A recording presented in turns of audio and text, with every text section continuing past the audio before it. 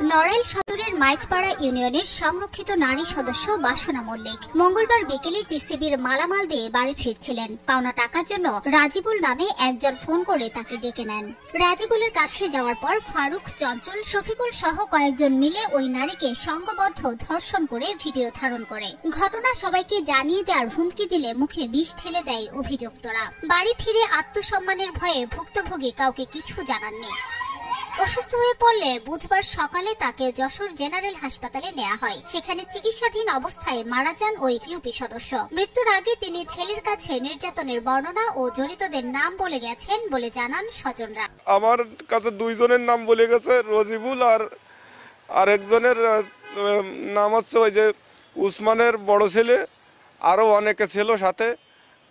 এই সমস্ত কাজ করেছে। আমি এই সমস্ত পশুদের লেজ্জ বিচার চাই। মাসিমা ধরো গ্রামের মেম্বার, সবার সেবাযুক্ত করেছে, সবার দান ধন করেছে, তা সেইভাবে তার অত্যাচার করে মেরে ফেলতেছে, তার একটু বিচার চাই আমরা।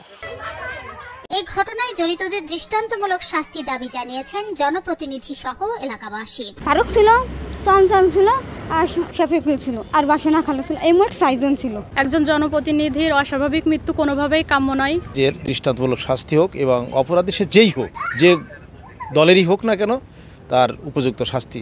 দোষীদের আইনের আওতায় আনার কথা জানিয়েছে পুলিশ। এই বিষয়টি অনুসন্ধান করতেছি। অনুসন্ধান পরবর্তীতে এরা সঠিকভাবে এবং আইনগত ব্যবস্থা গ্রহণ করা হবে। ঘটনার পর পলাতক রয়েছে অভিযুক্তরা।